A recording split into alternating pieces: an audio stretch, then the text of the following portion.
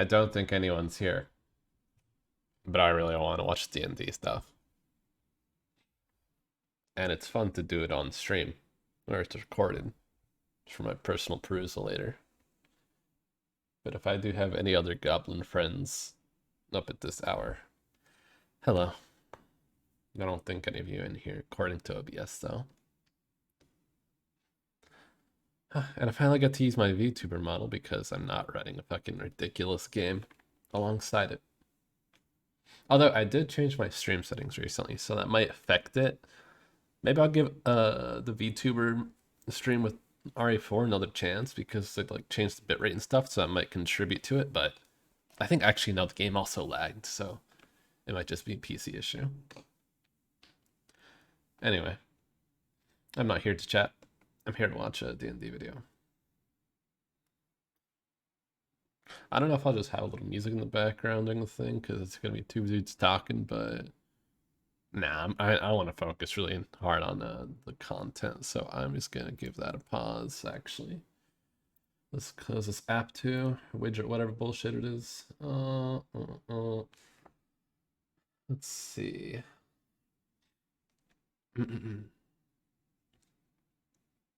I'll make sure I get everything set up right and make sure I don't leave anyone unread before I delve into this. Oh, that's a lot to read.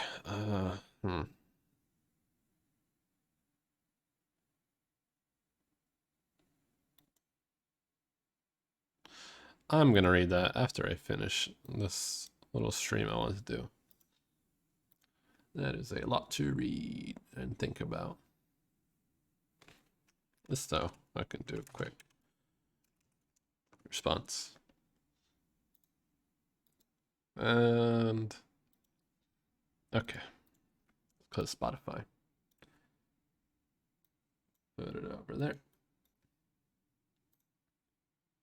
Minimize VC face. Okay. Maximize Chatterino. Not that anyone's gonna be Chatterino.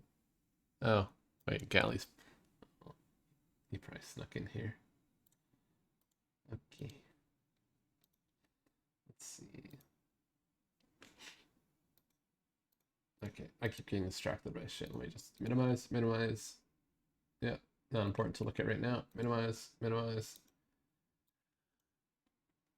Let's see. All right. Because I gotta get my ass to bed, so I don't want to stick here too long.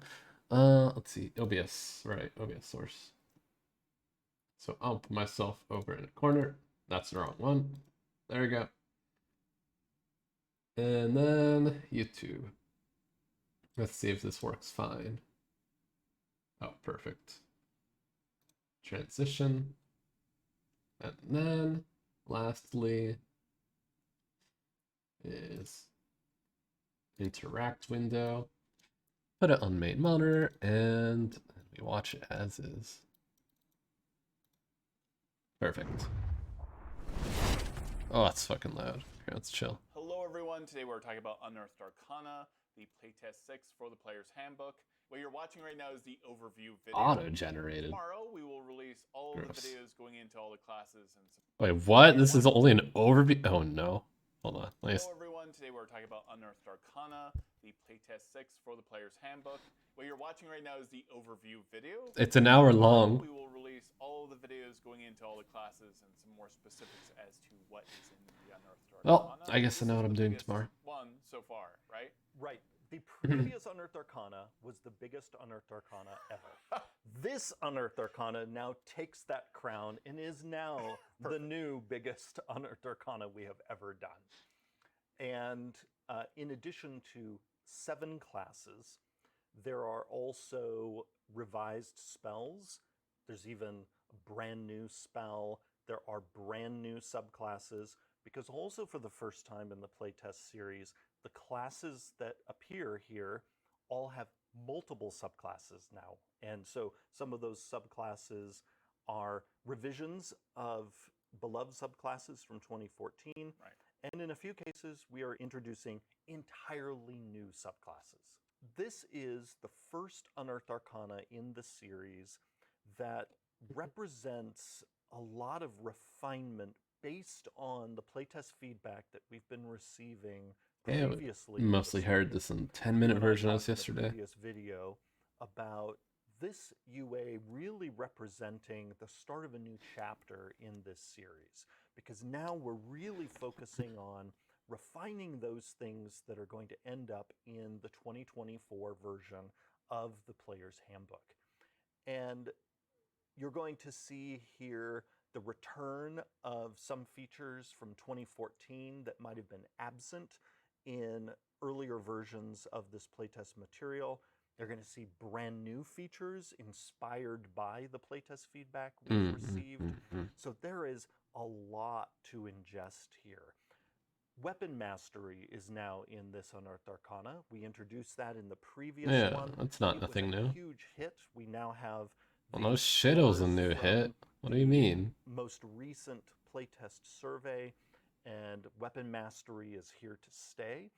We will be refining. I would hope so. It was like digging into the details. One of the better things they added in. But now that we've seen that this, I guess feedback's important. Is beloved, it now appears in additional classes. You're going to see it in this Unearthed Arcana in the Rogue, the Ranger. I wonder to what capacity though, because I remember they tried making fighters actually have something that felt special. New tactical experience. But now they're adding it to more classes, so I'm wondering how they, to what degree that's added into the other classes. 7 classes is their 20th level features have returned to 20th level. Oh, okay. We had been testing for a while the introduction of epic boon feats at 20th level in each class. Looking at the playtest feedback we've gotten since last year, there's interest in epic boon feats, but it's clear that people were not interested in them replacing their class's 20th level feature. Now, they never actually technically replaced them. I wonder. They had taken those 20th level. I had this question yesterday, but I wonder how that impacts things like Arch Druid, where they slightly scaled it back. To be specific to their class. There's a note and put a little 18 instead of 20. We will continue to explore epic boon feats. The epic boons are good, and we'll see what to do with them later. And so now the focus is back on. Because Arch Druid, they removed the infinite use wild shape, which I think miffed a lot of people, including myself.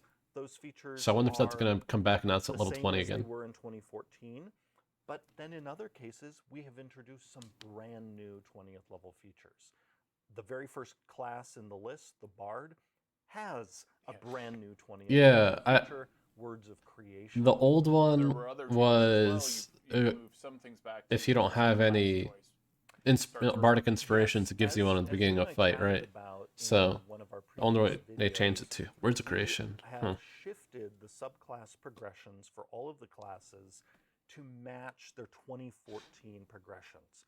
It was a fun experiment to see. Yeah, it felt weird seeing the progression happen at like all these unfamiliar levels for some classes. Like getting them in line with each other seemed like a good idea in concept, but when you realize like, wait, what the fuck? I don't get my flying form at the same level as fucking whatever the fuck was in 2014. It's like, oh, that kind of sucks. We've returned to the tried and true subclass progressions from 2014. The one exception it'll be good to see that we are continuing to move forward in the playtest with all classes getting their first subclass level at 3rd level. That's still That's still pretty agreeable. Been working well in the because like level 3 is it's fine. It's nothing. Like level changes. It makes sense at least. The goods basically. Because while bones people doing level dip, things like cleric, it's like I don't know. Having every RPG experience, I feel like it has to have that baseline experience first. Cleaner compatibility with subclasses that are already in place. Like you see a lot of RPGs where you have a novice class, right? Before you actually become a certain class. So I do like that design philosophy. 2014 subclass level progression opened up space in the Rogues class table for us to create a brand new feature for the whole class called Cunning Strike. Oh yeah, Cunning Strike. There's like Might be, a like, 10-minute something, version of this apart from video. all this, but I feel like Oh my god, I'm fucking brain dead. This is the 10-minute like, video. reclaim your energy Oh, coming from all these okay. subclasses a little bit. Already, Well, like, I we'll thought go I thought this was like the extended version that. Oh obviously my, Bloom why am I? Star always do as well. It's 12:20. I'm Makes for a stupid. great planar energy feel from I already some of watched this video. We're almost more on done that. through it, so I'll just finish it. But that we're able to do as we there is a visit subclasses, as much we longer dig video out there together right a now. revised version of the player's handbook, Uh, is inject a bit reminder: I more am of the stupid. game's broader setting I'm not into some sorry. of the flavor text, and that broader setting, of course, is the multiverse.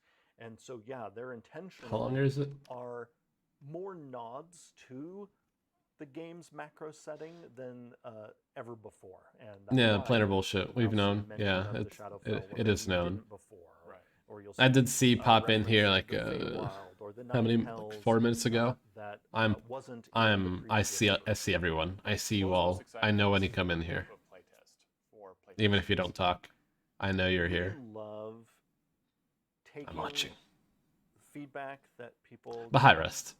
analyzing it, then Excited to play applying it again to our after the own week playtest break. experience and And refining the it's design based on that. honestly, I saw your names like Unearthed Arcana I'm not is surprised. all about that process. I'm not surprised. Top to bottom was about us as we move into. I'm gonna watch the hour-long video, phase then get the fuck of to the bed, and then I'm gonna playtest, come back tomorrow and watch really the. digging into what Actually, people joy, I what's don't know if working like well in the smaller videos are released playtests and in are our like smaller development segments and of the big balance video, but passes, we'll figure that out as marrying all those things together when we check that out tomorrow. create versions of things Because I that want to we read hope over the will PDF. Maybe delight not people like for years to come. every single And of word, course, because we're that take gonna like keep iterating over the hours, next and by few hours I months, mean like as this playtest 8 hours grows. or It was more. really exciting So to I'm gonna feel skim through like that in bitch this real fast playtest, tomorrow a lot of on things do really another stream. snapping into place, and you can see now the 2024 books starting to come into Honestly, I'm just focus talking because I already watched here this in one the yesterday, playtest process. and I'm over it already.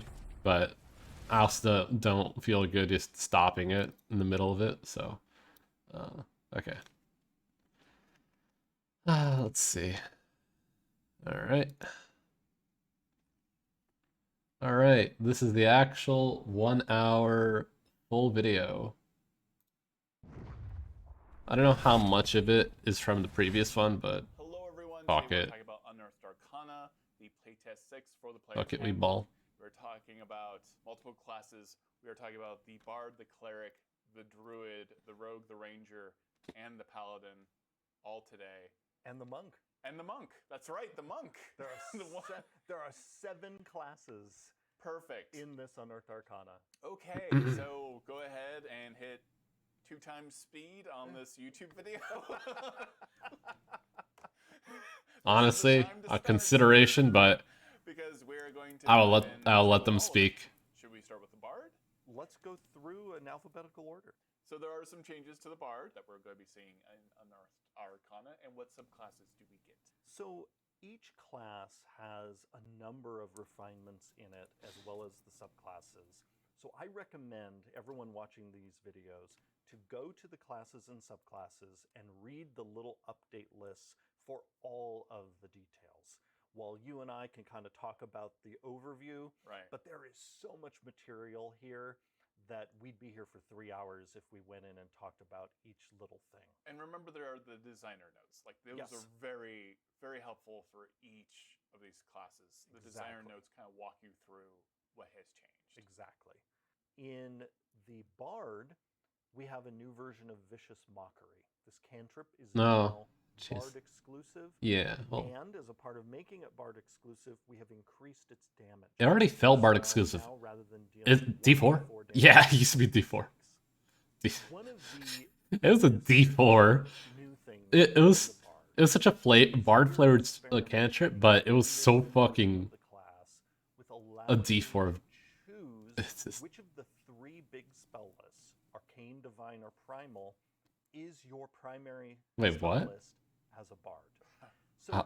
investigating the Huh. playtest feedback that we've gotten on the Bard, Huh. not only as a part of this playtest, but They over just the past many pick a years since list? D&D Next, People love the bard's flexibility. This idea Huh. of being sort of the jack of all trades, not only with skills. I mean, yeah, it was all about throwing people to magic as prone. represented by I mean, magic secrets. we've kept So what we've decided people to do prone with that is, shit before. Or what if we is it did prone? that right there in Hmm. the main spellcasting feature of the class, where you I forget. decide as a bard player, is my bard an arcane bard, a primal bard, or a divine bard? Which then The spell list is really interesting for sure, though. very different directions thematically and also in terms of the spells Oh, that are disadvantage. available to you to Never mind. cast. Different This then spells thinking builds about. really nicely up to magical secrets at 10th level, where then it's opened up, and just as in 2014, you can start picking spells from any of the 3 big spell lists. And so really we've leaned into the flexibility of this class. Yeah, it's like a the dabbler, flexible magical spellcast full performer caster. who is That's a fine direction to go with it. areas And it's more choice in the end. magical power, just as they also have broad ability with skills. They also have expertise. Bards are all about using whatever tools are available to them to entertain people, to mess with their enemies, and to bolster their friends. How do you see, besides the spell list, what makes them unique between like a primal? It does make them hard to build primal too, bard, as far as like bard? considering what's right for a character. But Some of the main ways in which your bard will end up not it's only fun.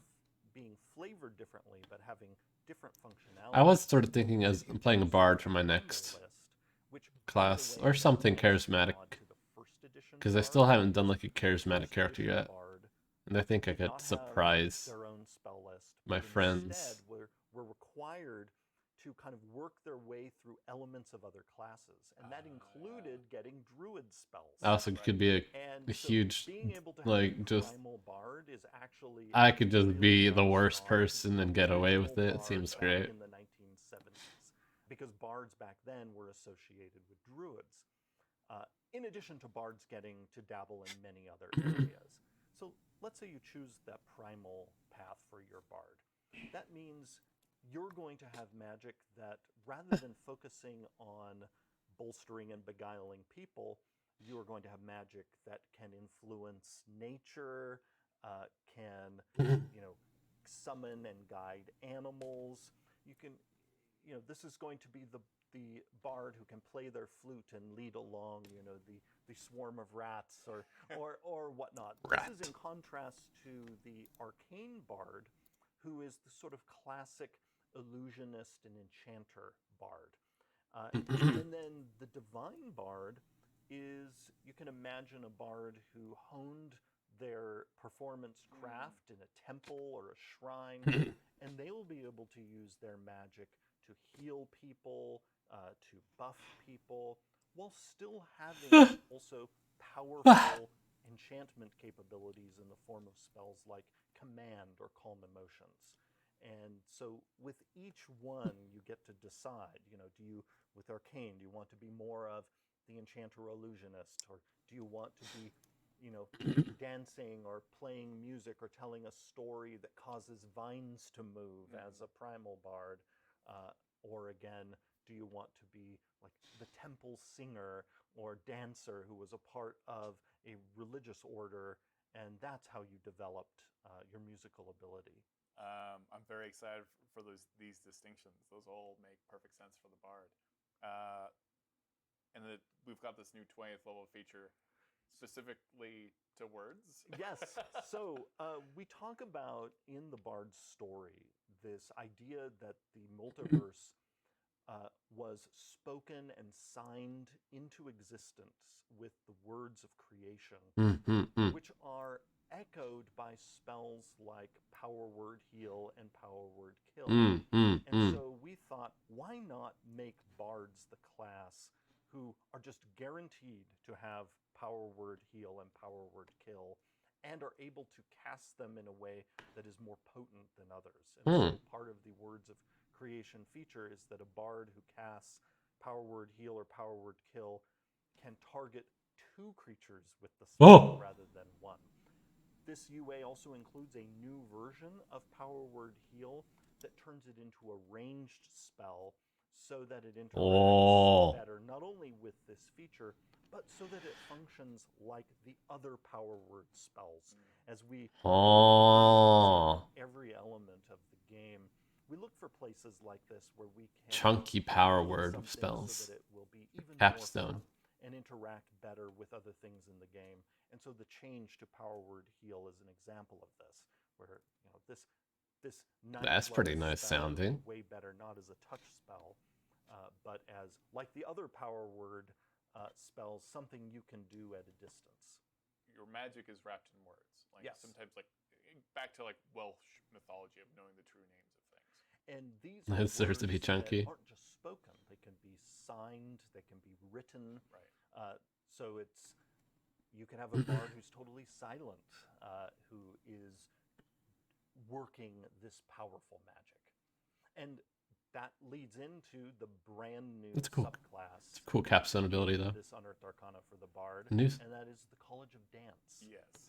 This is a subclass we've wanted to do for a long time. That doesn't make sense. Because And it makes me wonder why it wasn't a thing yet. Important type of performance. And I'm excited for people to play with this subclass as we have been doing at the office. And seeing what it's like to play a bard who is all about using their body to work their magic. And there are features in this subclass that allow this bard to be good at unarmed strikes, who can use their bardic inspiration to help other people move with them. So you can almost imagine this bard doing like flash mobs, like they able to suddenly cause a whole group of people to move. Everything I hear, I can't help but think of him. And Zhang. Again, is an example of us exploring. I can't stop thinking about him, hearing about this dance bard. For this class that is all about the arts and him. When it comes to Cleric, as we previously mentioned, there have been some changes. We have Divine Order now, as well as some changes to Divine Intervention. Lots of divine things have been changed. That's right. So the Cleric was received very well in our previous playtest. And so really here we're focused on this class on doing fine-tuning. And so there are a variety of things that have been fine-tuned, not only in the class, but also in the subclasses. But I think two of the main things that we've done are with those fucking automod held a message. They allow that. Order, a feature that in our previous Cleric playtest, I'll paste it in the chat immediately. was moved from second level to first level. It was a really popular feature, and really the main thing that people wanted was to get it even sooner than second level.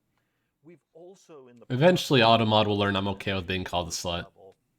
We have essentially merged the previous Thaumaturge and Scholar options into a single option called Thaumaturge. So now in Divine Order, you decide. Yeah, I felt like those two Divine Orders felt sort of like, The Thaumaturge option. This allows you right out of the gate with your Cleric to decide, am I going to be clad in heavy armor, or am I going to go in the Thaumaturge route, have an additional cantrip, and have a bonus to any of my intelligence religion checks equal to my wisdom modifier. So this is, in essence, a choice that was previously in 2014 built into individual subclasses. Well, where it wasn't actually a choice, because in the 2014 version of these subclasses, you would have either heavy armor proficiency or an additional cantrip or the like given to you by your subclass. Now you get to choose which of those things you get. You no longer have to be Ward Domain or whatever if you want to be a melee cleric. An example of us taking intelligence something that yeah, control over. Honestly, you decide. Similar thing we do at higher level. Doesn't make sense that it's intelligence. Hello, new friends. And Divine Strikes features that were previously built into subclasses, and they are now built into the core class. Now, Divine Intervention. The main playtest feedback we've gotten Divine for a long intervention, time huh? with Divine Intervention is for it to function in a way that is more reliable for the cleric. Right. Anyone who has used the 2014 version of the feature knows there is not only a element of randomness in whether the cleric's deity is even listening. Yeah. Is this some sort of gotcha? What are you getting at here, Chatter? I'm not going to answer your question. I have, you know what? Just to possibly avoid stuff. I've played that class in maybe like 3 sessions. That's for like Even that if whole you're successful on campaign your came to an role, end pretty quickly. there's sort We of just a got bored or how something. may I interaction with the DM Yeah. on the form in which that intervention takes. But Divine Intervention People changes have because really wanted the cleric to be able to do really something more reliable. DM heavy. Let's So see. with that in What's the mind, change? we have redesigned both Divine Intervention and Greater Divine Intervention to give the cleric greater certainty. So Yeah, because you have no idea what it Intervention, actually what it does. allows the cleric to do is choose any divine spell, a 5th level or lower, and cast it. It can be a spell they do not have to Bro, I don't want. they do not have to I'm sorry that happened, or I'm glad for you, but I ain't reading that shit. Let me just make sure there's no slurs in it. All right, it's a math equation. For it. This means, for instance, a cleric. Oh, and they cast it as an action. So this divine intervention could be, for instance, a cleric casting Raise Dead, Yep. not needing a material component, and doing it in an action. So It's almost like a miniature wish. that we can That's give cool. with no random roll. Which sort of makes sense because you're praying to your god for something to happen, which is Ruined the diamond market in the game. similar to Wish, right? All these NPCs that have been selling diamonds, you've just destroyed. Bro, I don't know. Figure it out, man. I'm here to watch a D&D video, then go to fuck the bed. High-level cleric to be able to do this. Greater divine intervention then turns up the volume on that of allowing the cleric to essentially do what the wish spell. Yeah, I literally just said that. The wish spell. It's kind of like a wish spell. It's so cool. And thematically, it just makes sense that divine intervention works like wish. That's cool. I like that. A framework that D&D fans understand on like what's reasonable for this magical swinging for the fences to actually accomplish. And so I think it's going to be a lot of fun for clerics to now know the form that their divine intervention is going to take. And that makes a lot of sense too. If you get what? Okay, I'll actually. I can't help myself. I'll actually read it. Aragon, Hensei Monk, Step of the Wind. Jumps in distance is double. The character all says. Oh, Ring of Oh, fucking.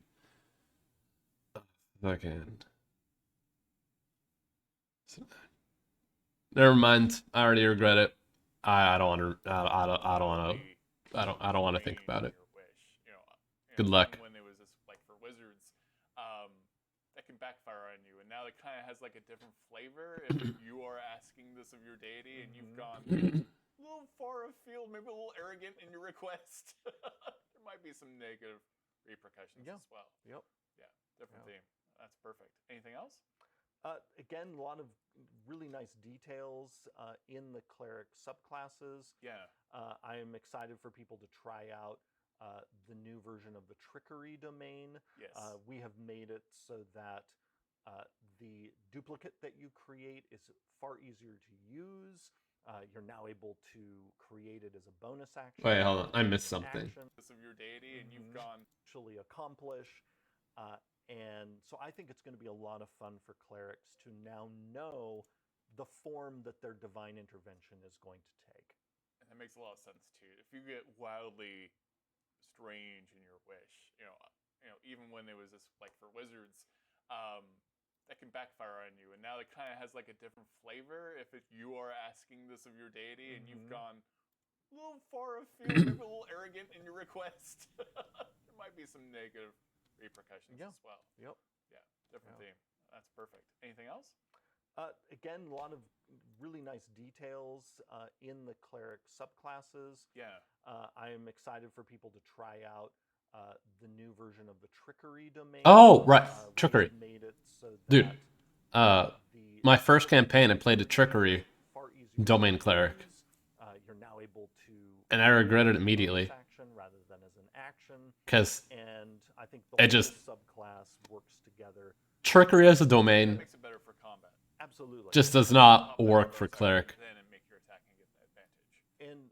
And we've also done It's things just like bad. in the light domain, we combined two of Yeah, the it features just so that sucks. you get a higher level function for your warding flare earlier, which Right. then allowed us to create a brand new feature in the space opened up. So I encourage everyone dig in because you're going to find new features, improve. That was me trying to go for like a completely brand new character, This is why I pulled out my really ass with a story and 2014, made the class fit the rolled story. back, comparing it to this. But trickery cleric you kinda outline doesn't it, work. Like, okay, this is what changed. This got merged. It's nice. It's like having director's commentary. Yeah, Exactly. it's Yeah. Everyone, please don't go looking for the needle in the haystack. for the little I played it, it is We'll not let good. You know in those design notes Yeah. which features are new and which features have changed. So we've got life domain, we've got light domain, and we've got the trickery domain. My favorite cleric. We I'll be also very glad to read about it, though. We do have the war domain. Probably won't be going back to Okay, that. fantastic. Yeah, So we have 4. Depending. Every class has 4 subclasses, but in a few cases, the 4th subclass, we just point you to Tasha's Cauldron of Everything, where you can find the subclass to use with the playtest. Interesting. we've obviously seen a lot of changes with the druid. We're seeing more changes here with this playtest. Let's dive into that and the subclasses. So there is a lot to ingest and enjoy in this version of the druid. So we took in all of the feedback from the previous druid. You and I talked in another video about the direction we were likely to go in with the next druid, and that druid is here. Right. So this druid has It was a really strange random new person that version of popped. Wild Shape, entirely new subclass. Thanks to gone, but that was Another strange. two other subclasses that are entirely redesigned. Yeah. So the druid has a lot of goodies here. That starts with a brand new feature called Primal Order at first level. This is akin to the cleric's Divine Order, where now the druid gets to decide if they want better armor at first level, or if they would like to lean more onto the magical side Yeah. of their character. That armor choice becomes especially significant if you decide to play a Circle of the Moon Druid. Yeah. Because in the new Circle of the Moon. Moon Druid, you have the option when you're in Wild Shape to use either your AC or the beast's AC, whichever is higher. Oh. So we wanted to build into the Actual base AC class on your- ability for the druid, whether they have the Circle of the Moon or one of the other subclasses, the ability to be more resilient. It's so bad that's my automatic reaction to say that when I see a long message. In contrast, we also wanted other My druids brain's to rotten. exercise their Like, rotted out. spellcasting to be able to choose that option in Primal Order that gives them an additional cantrip and also gives them a bonus on their their ability checks rather that use the nature skill. We also That's have really cool, actually. in the druid That they introduce, like, instead of Holy Order, Primal Order that does something. That is very neat, because then you can balance like a Moon Druid around, like, oh, I don't want to be able to like heal in the middle of my Wild Shape. Wait, no, they already get that. I'll be reading material tomorrow, so I'll double check. But I heard something that sounded cool, so a brand new feature called Elemental Fury. I'll assume that it's cool. Allows the druid to enhance either the damage of their cantrips or the damage of their melee attacks, including melee attacks in Wild Shape. Okay. And one of the things Huh. we are exploring throughout this version of the Brain soup. is fully supporting either the Wild Shape focused druid or the spellcasting focused druid. And so you're going to find We love that choice this around here. version of the druid, that is a recurring theme that you get to decide as a druid player. Tomorrow, you want to coffee. focus on. That's why we also introduce in A good bit this of it. version of the class a sort of limited ability to turn wild shape uses into spell slots and spell slots into wild shape uses, so that again, let's say you're a spellcasting focused druid, and My you favorite don't part need is the all these wild shape consequences. It's always uses. funny. You instead could No matter turn how a spell harmful to my slot, character it is. and we also give you ways to use your wild shape uses in your subclasses other than Circle of the Moon that are not about turning into a beast. This is a design theme we've People say fuck around, find out like it's a bad thing. Finding out is the fun. you can see in the druid subclasses in Tasha's Cauldron of Everything, of using wild shape uses to do something other than turning into a beast. So there's a whole lot more of that here. Wild shape has been redesigned. Looking at the playtest feedback, it was clear that even though many people loved the new version of the druid that appeared in the Yeah. previous druid playtest, there were You more know people exactly who how much fun you wanted had. It the was version great. of wild shape that they had in 2014. So what we've done, They're talking about wild is shape. we've taken the 2014 version of wild shape and we've refined it. The main refinements are, one, you no longer get hit points from the forms that you turn into. No hit points still. As we've discussed before, getting all those extra hit points ended up causing the druid, especially at high level, to have a resilience that the rest of the game's math didn't know what to do with. Right. The Okay. druid was really overtuned. But fear not, the Circle of the Moon, though, in this new version, does get temporary hit points when they turn into a wild shape form. Okay. Now, what all druids now get, though, Sounds good even so though they're not far. getting hit points Maybe. from the forms, is we have removed the detail from 2014 that caused you to be knocked out of a wild shape form after taking an amount of damage equal to the creature's hit points. What this means Oh, is wait. you can now stay in your wild shape form Oh. until you, the druid, drop to 0 hit points. And this is going to allow druids, in many cases, to stay in wild shape form longer than they ever could in the 2014 version. Except for, again, some high level. Yeah, because you could like be a cat or some so many squishy creature and This is a case of, I think, a really not nice die in like balance one that we hit. struck of, Or rather get popped sure, out in one hit. You're not going to have sort of a runaway amount of hit points anymore. Right. But you will often be able to stay in wild shape longer than you Yeah, would. it brings up lower, We've also made it so weaker that forms. turning into your beast. It brings up lower, weaker forms for non, like, wild shape focused druid, because like it used to be a damage sponge, and you know you'd want to like be the biggest damage sponge you can, but also meant that like smaller forms, like small creatures and critters, like you just shouldn't do that in combat because it's just like pointless. You'll get popped out. Now it's like got some weird, interesting utility where you can like actually turn into it, and I don't know. It might actually be nifty or usable, especially like you are like Circle the Moon, but you decide to like be a healer, so like you turn to owl and like cast like healing word and shit or whatever the fuck from like a safe distance and having flyby and all that shit. Like there's a lot of interesting things you can do with that. Huh. Form with wild shape is now a bonus action for all druids, not just Circle of the Moon. Wait, what? This is going to make it so that wild shape has a tactical utility for all druids. Okay. You might even be a spellcasting focused druid, but because That's cool. wild shape is now a bonus action, you might decide that in the middle of a fight, if you're high enough level to turn into a flying beast, oh, I'm going to quickly turn into a flying beast, get to the other side of that chasm, turn back into a druid and cast a spell from over there. Or if you're a moon druid, you can cast heal spell abjuration spells. Of making wild shape a bonus action for all druids. That's cool. Really opens up the tactical landscape. Strongest goddamn rat known to man. We've also Absolutely. noticed that druids can continue now to talk in wild shape form. Oh, So there are a number of really nice yeah, enhancements you can actually speak in to it.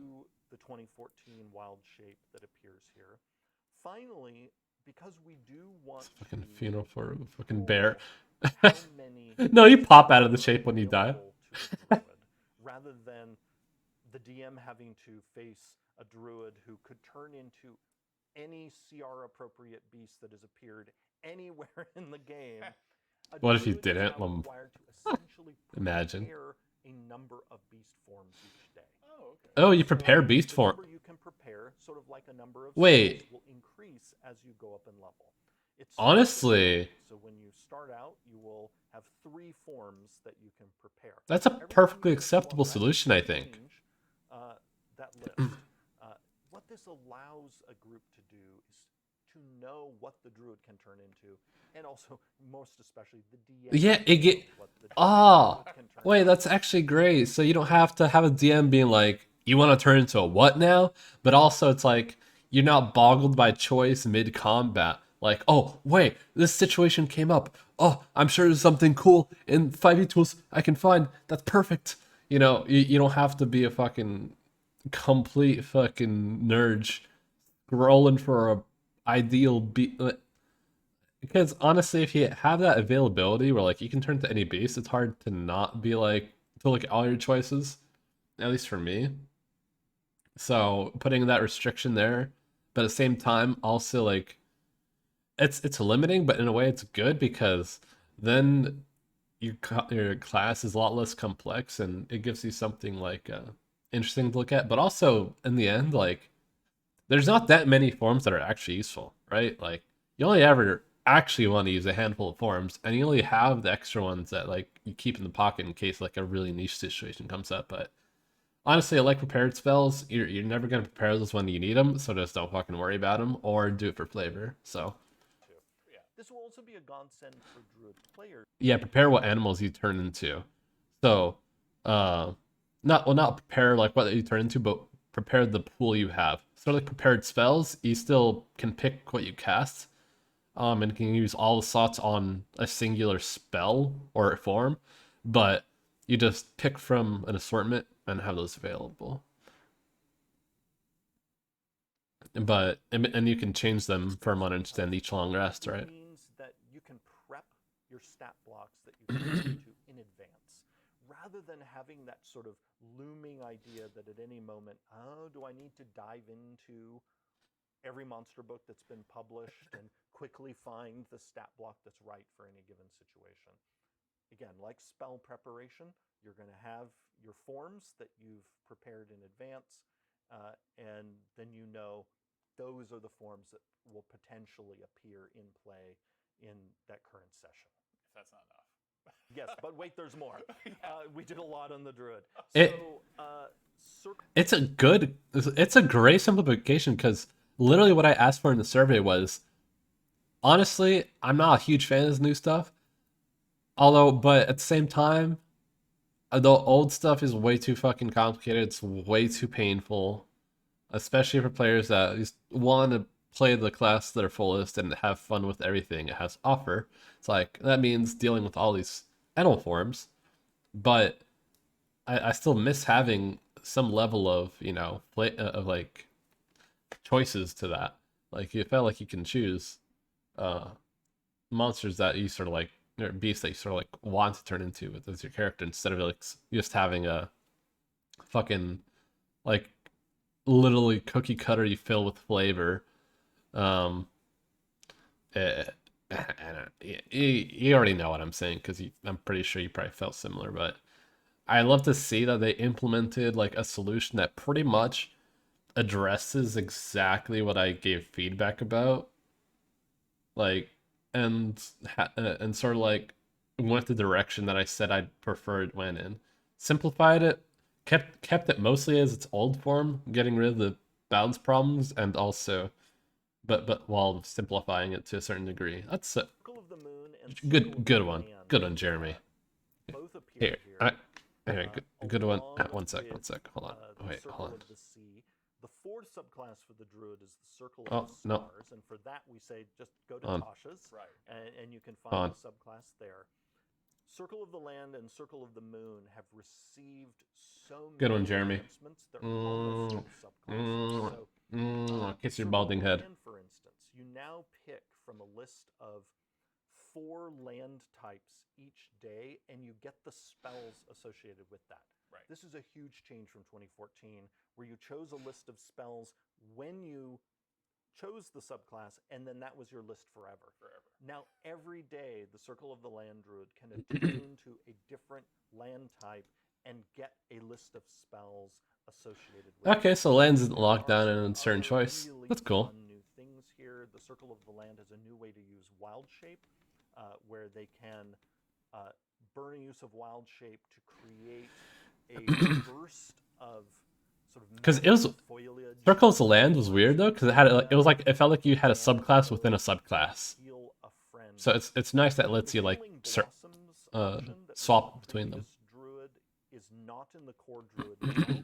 We essentially took it and moved it into the Circle of the Land, and then combined it also with the ability to damage some people in that area. Circle of the Land also is now going to be able to sort of call up a nature sanctuary in an area that provides protection. Man, I to hate how my voice sounds when I like have my ears in that cupped. area. Because I just noticed like, Circle of the I Moon, feel like I'm talking one nasally. of the big Take one pieces ear of cup off and feedback now we received I don't know. in I don't know the if anyone last else is like that, UA, but as well as to the 2014 version of it, is people wanting the theme to be clearer. I mean, I guess that sort of makes sense. If you plug your ears up, it's hard to tell how you're sounding and control your voice, right? So I guess noise canceling earphones are going to have a similar effect. I'm a dummy. So this now means that when you're in beast form, you can call down the Moonbeam spell, for instance. We have made it so that you can change your beast form's damage into radiant damage as you strike people with the Interesting. magic of the moon.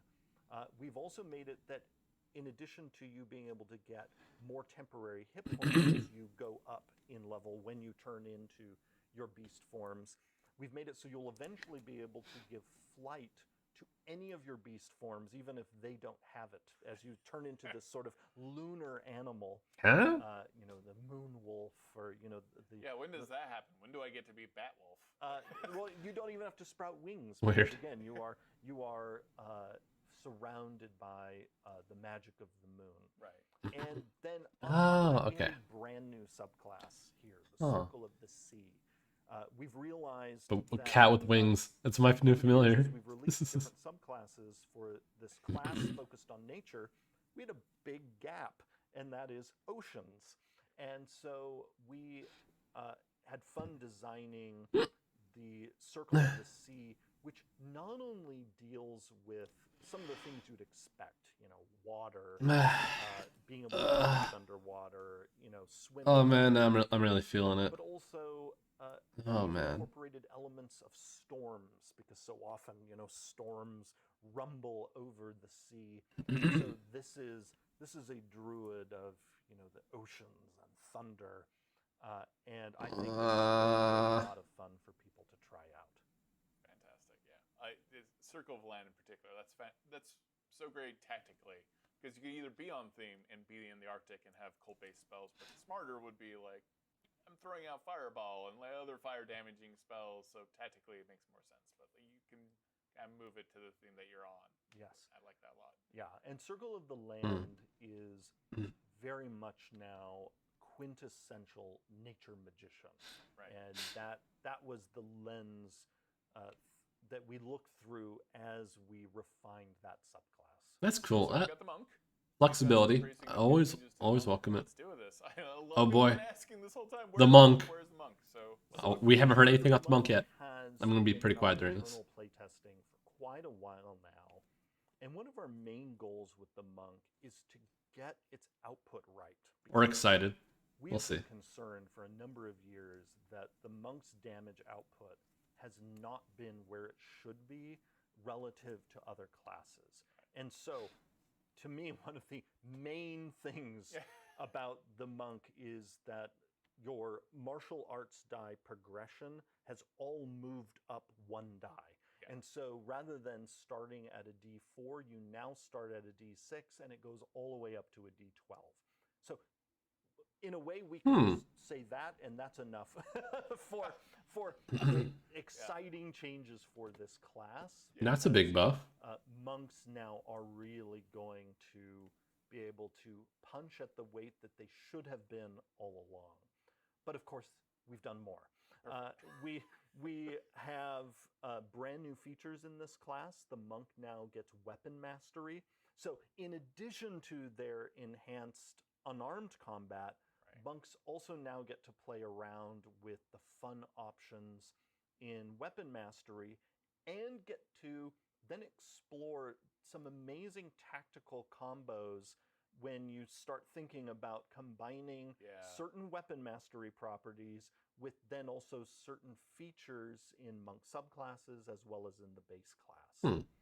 We also have a new feature in the monk called Deflect Energy. This is an often requested thing in the class. So in the past, of course, monks could deflect like arrows. Are they about to deflect cantrips? Throw them back, that kind of thing. Or attack spells? Level now, the monk can go even further. And like that firebolt that comes in, that monk can bat that firebolt. Bruh. And super fun, super cinematic. Yeah. And really leans into the monk having this sort of fine control, not only of themselves, but of the battlefield around them. Right. And that fine control is a theme here. It's why we now call their main resource discipline points, because discipline monks are all about this self-discipline instead of key. that allows Okay, them to pull interesting. off these sometimes supernatural effects. And the first time I get to grab a magic missile out of the air or Eldritch Blast, and I'm not just going to deflect it. I'm going I'm gonna assume throw it back. that they're Okay, it's gonna be only for attack spell, like attack roll spells. So I hate to break it to you. No, I was wondering about magic missile. It's not going to work with magic missile. Come on. Oh, and especially not magic missiles. No. It's like the only spell it's supposed to always hit unless you use shield. Multiple are hitting you at once. No, it's because magic missile is that special thing in the game. Well, it always hits. For the monk to deflect something, it has to be an attack roll that hits you. Hey, look at my big brain. At least I got something functioning. Is that it bypasses such things. Design philosophy, it just made sense that it only worked with attack rolls. But I like the idea of attack roll grabbing spells. Blast and throwing it back at a warlock. That's hilarious to me. There's other stuff for the monk. Yes. In addition to a lot of fine-tuning in the core class, we have completely redesigned the subclass that was formerly known as the Way of the Four Elements. Oh boy. That subclass 4 elements. The lowest rated subclass in the 2014 handbook. Yeah. And What are they going to do with it? Feedback that we've received over the years on it, and sort of faced with, do we simply refine it or completely go back to the drawing board? We completely went back to the drawing board. And so what you see here is a subclass that is able to use their discipline points in a way that I think is going to be super satisfying as they create explosions of elemental power on the battlefield, are able to power up their unarmed strikes with elemental energy. Extend their reach. Yeah, they're able to extend their reach. Many of the capabilities that in 2014 were embedded in some of the spell options, what we've done instead is taken those, moved them into the subclass itself, and allowed you to get a lot of the same feel without looping through spells, and also without spending such a punishing number of points. Because the 2014, that spell casting, one of the reasons why it was unpopular is the options were simply too expensive. And so the monk was often running out of their points super fast and then felt like they were then reduced to just punching or hitting somebody with a weapon, while other monks were able to keep going longer with some of their subclass distinctive capabilities. So now, the Way of the Four Elements, now called Warrior of the Elements, is now able to essentially stand side by side with other monk classes, subclasses rather. Still don't feel like and I know be much just as about it. potent as they are. We also have we have a variety of subclasses in here. We've got Warrior of the Shadow. Yes, we have Warrior of Shadow and also Warrior of the Hand. And then the fourth subclass Interesting is naming Warrior scheme of change. Mercy, and for that you can go to Tasha's and use the Way of Mercy that is there. Now, of course, in the 2024 book, any subclass that we're currently just pointing you to a book for will appear in the player's handbook.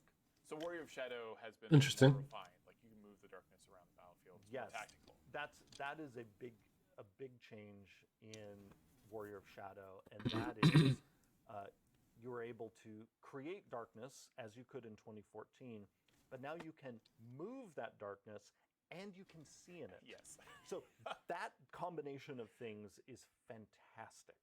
We've also lessened the subclass's reliance on spells, and it gets more of the capabilities that before came through spells just directly through its features. That is, it's like a very simple change that changes the battlefield quite significantly. Yes. Yeah. So we have got the Paladin as well, and a variety of subclasses. What has changed in this playtest? So the Paladin in the previous playtest was very well received. People liked it. So what we're doing here is refinement, and taking things that people liked and responding to the feedback and seeing if we can make those things even more fun. So one thing the Paladin gets that's new that wasn't in the previous playtest is weapon mastery. Right. So now, just like their fighter friends, they will be able to swim around in the weapon mastery pool. We also have listened to feedback that people would like to be able to interweave Lay on Hands more with their other features, and so Lay on Hands is now a bonus action instead of an action, meaning you can reach out, heal somebody, and still attack on the same turn. Perfect. Pretty good. Pretty big. We have a revised version of the Fine Steed spell. This is now a Paladin exclusive spell, and it now takes only an action to You miss a lot. one of the things we could do by making it Paladin exclusive is also allow Paladins to get their Divine Steed onto the battlefield faster. Oh, actually, here's something that is a standout thing to me. They bumped up the dice of monks martial arts by 1.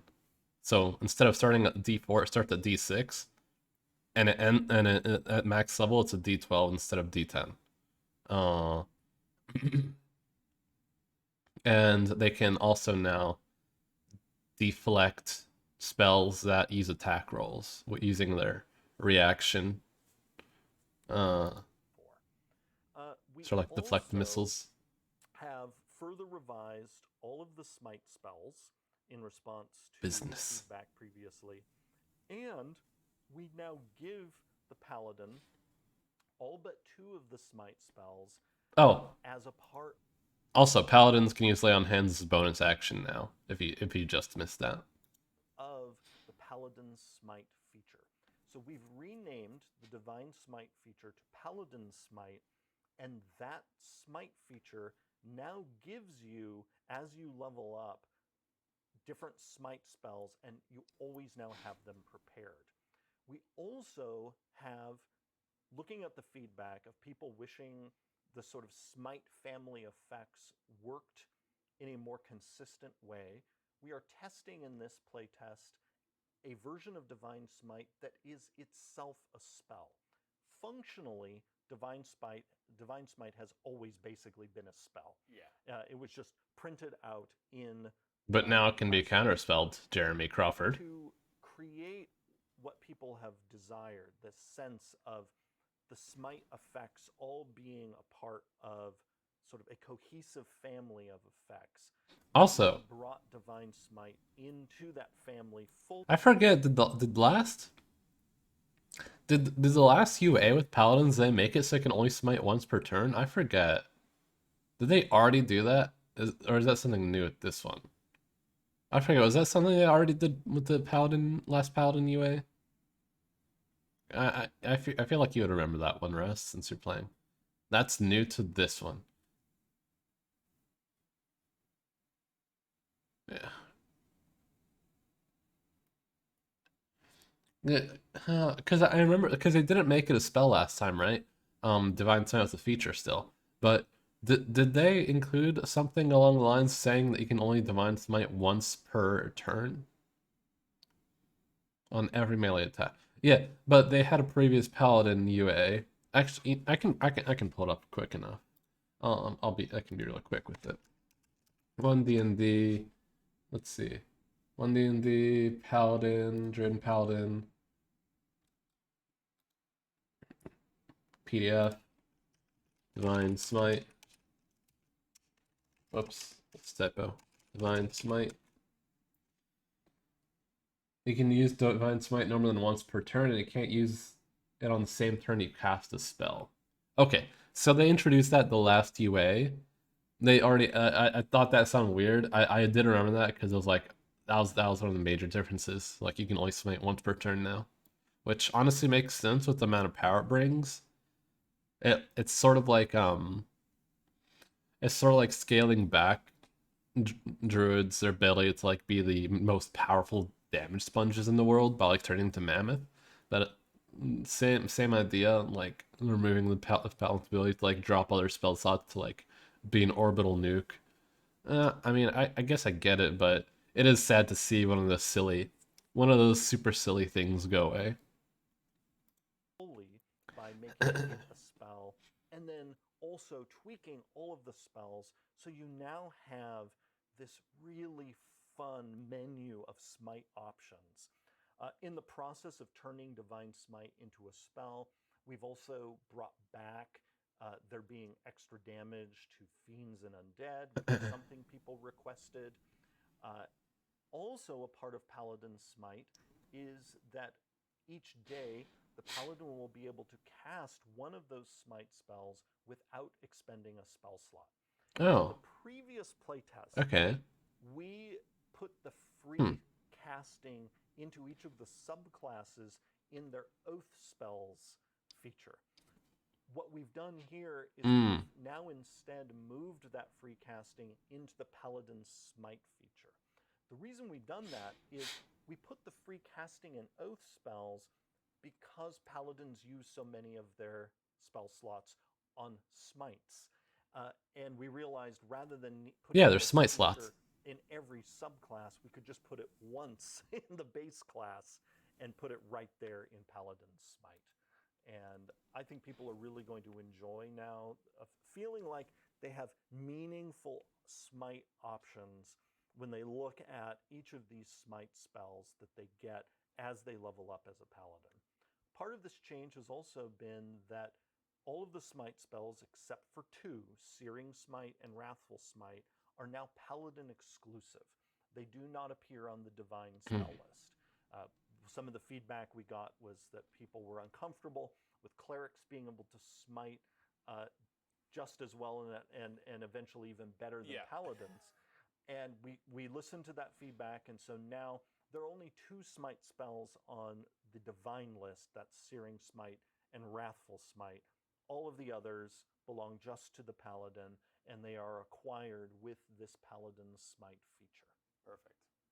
And Hmm. what are the subclasses we're taking a look at? The Paladin has Oath of Devotion, Oath of the Ancients, Oath of Vengeance, along with the Oath of Glory. Perfect. And each of those subclasses has seen a number of refinements. And because we have moved the subclass progression back to its 2014 form, that means the Paladin's capstone subclass features have all now returned to 20th level, which means we've been able to restore their Right. gobsmacking power because they're once again 20th level features. Right, perfect. All right. So the Ranger in our previous playtest was super popular. Which makes me wonder, I don't know if you heard this earlier, if there are two infinite use Protect what was popular, wild shaped fine Arch Druid. some things. No, it's level 20. Hopefully make what is now a beloved class. Right. We've talked about it being our most improved. We want to like keep that momentum going. So the main changes here is we have replaced at low level the expertise feature that we had in the previous playtest. Oh, really? A feature called Deft Explorer. It's a nod to a feature that we introduced in Tasha's Cauldron of Everything. But and in this feature, I kind of like that it was expertise. Expertise, but then also some of the terrain choice. Wait, hold on. Go back. I think I just talked over him. Feature that we had in the previous playtest with a feature called Deft Explorer. It's a nod to a feature that we introduced in Tasha's Cauldron of Everything. Yeah, I know. And in but this feature, still. it includes expertise, but then also Okay, it still includes expertise. Some of the terrain choice that people enjoyed from the 2014 Ranger. It's been No one enjoyed that. framed in a new way, so it can be more broadly applicable. But people did want a little bit of that in-world flavor restored, and we were glad to do it. Did they? The Ranger also No, now like 2014 has, weapon mastery, Ranger stuff. and we'll get to enjoy trying out weapon mastery properties, whether they're an up-close dual-wielding Ranger, a far-off Ranger. But the idea that a druid kind of like permanently be wild-shaped in the wild as like an ancient druid felt weird.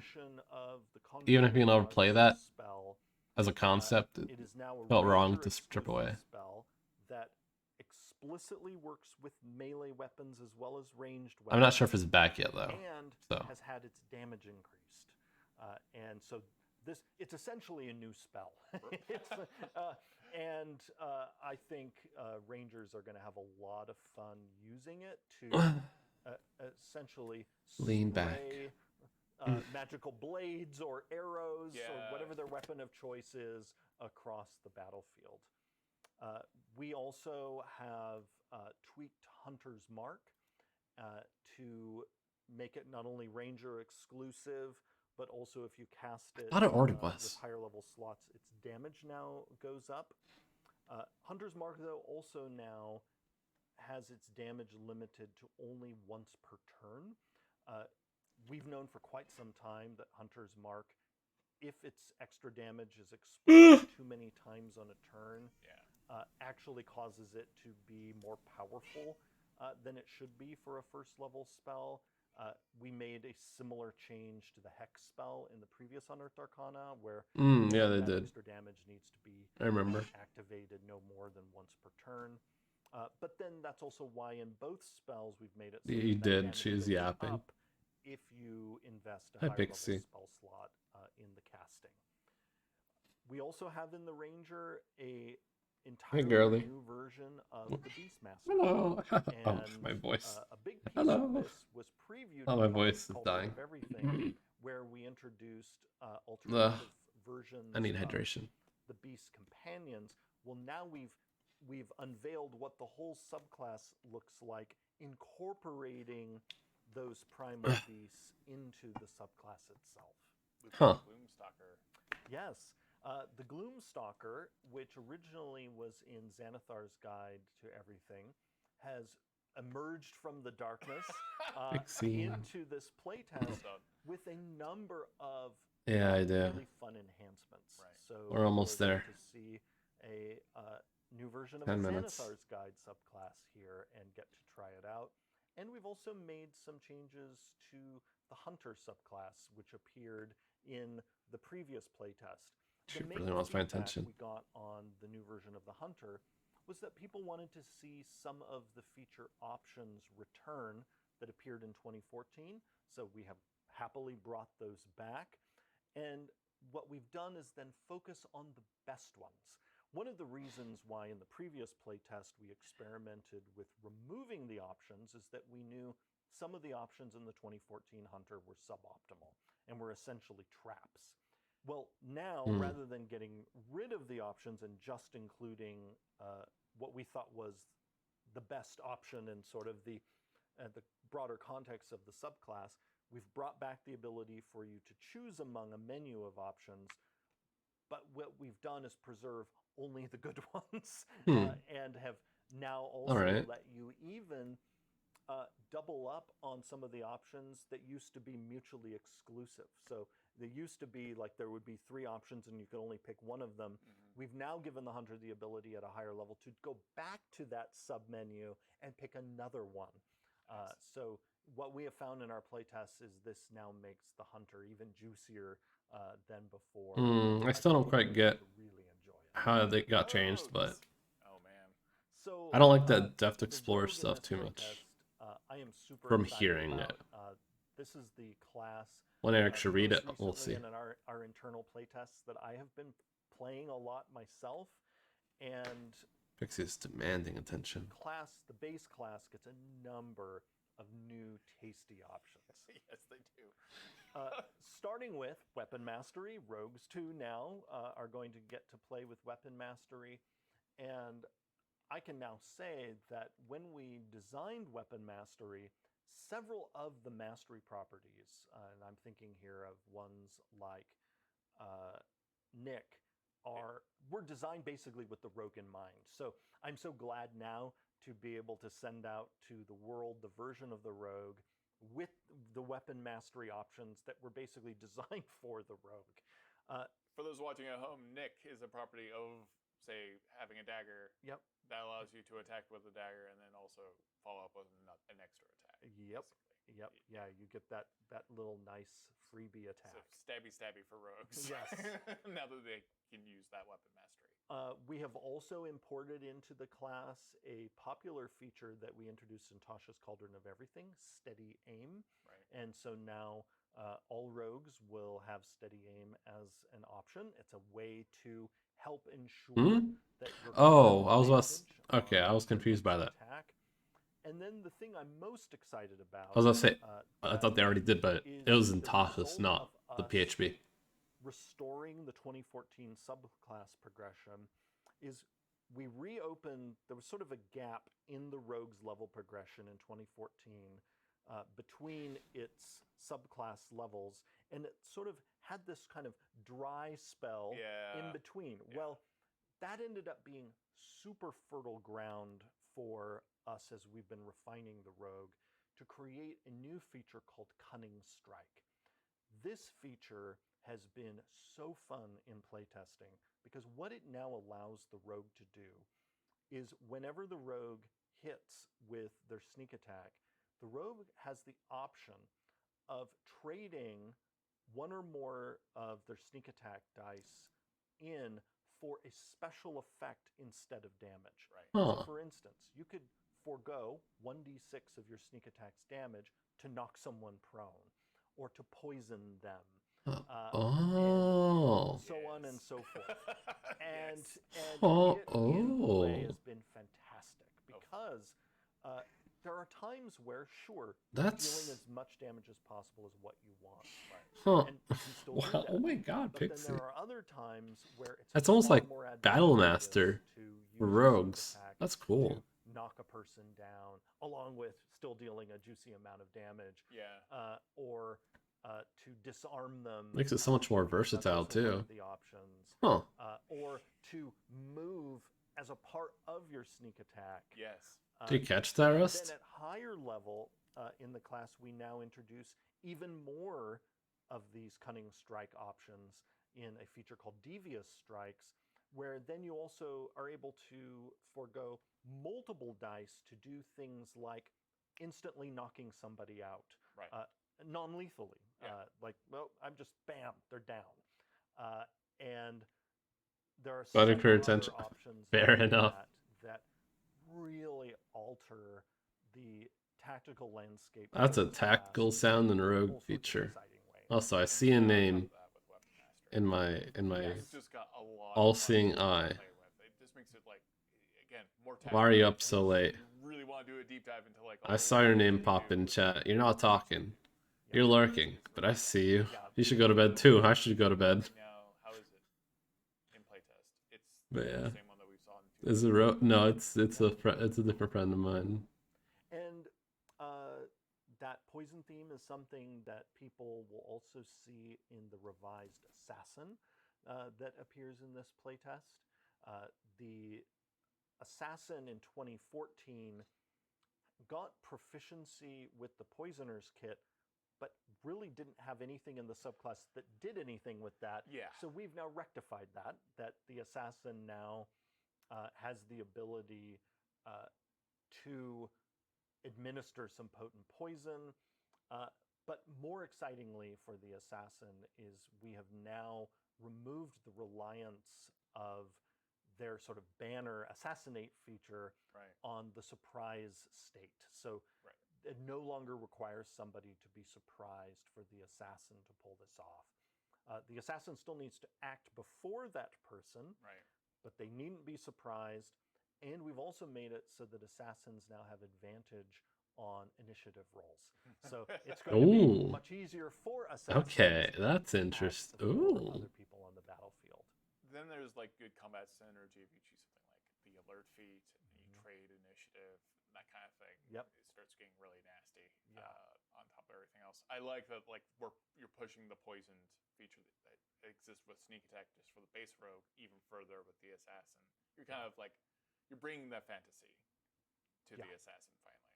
Yeah. And that is a theme for us in a lot of the work we've been doing with subclasses is how can we really bring the fantasy of that subclass to life. We did the same thing in the recent revisions to the thief.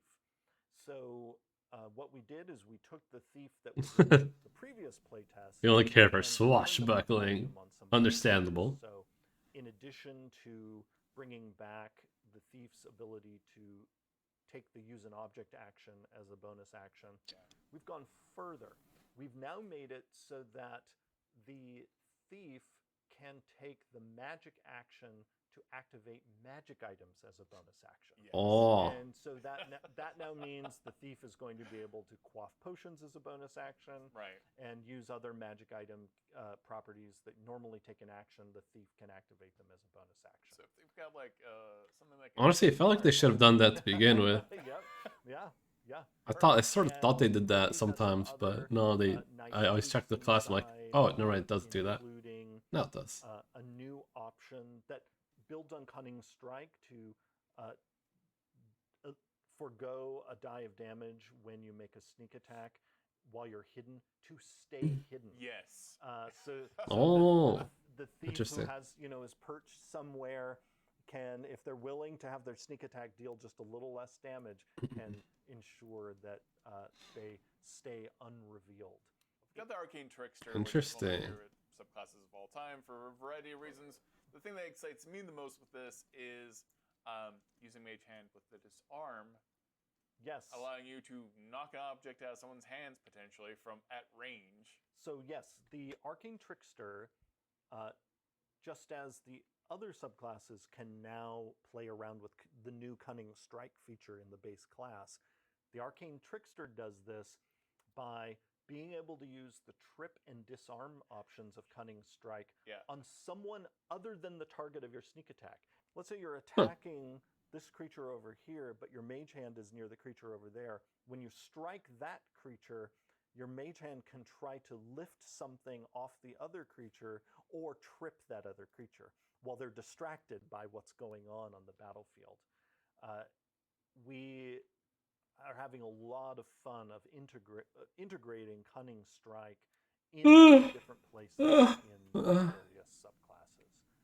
And then we also have a subclass returning. It last appeared in Xanathar's Guide to Everything, the Swashbuckler, with several changes there that we're looking forward to people playtesting. They're only going to touch on that without even saying much, huh? They just made mention of it and called it a day. Unlucky. Unlucky. Motherfucker.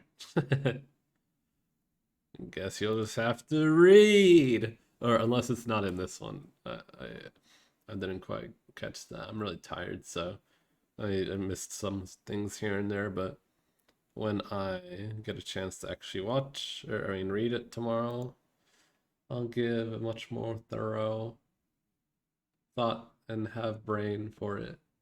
Go to bed? Yeah, I need to take a shower for some stinky goblin. Get myself some ice cold water, take a quick shower, go to bed. Oh fuck, dude. I thank God I only have one last work day. Oh, my body can't take it anymore. Alright, it's Mimir time. Let me come front and center. Why do you come? Alright, is this the right one? Oh, it's because I'm leaning back super fucking hard. Alright. Good night, Rust. Good night, IDK. I see you, bitch. I see you lurking. If you're actually IDK, I know. I sort of just I saw your profile picture and assumed you're the one I know. But, good night, both of you. Bye bye.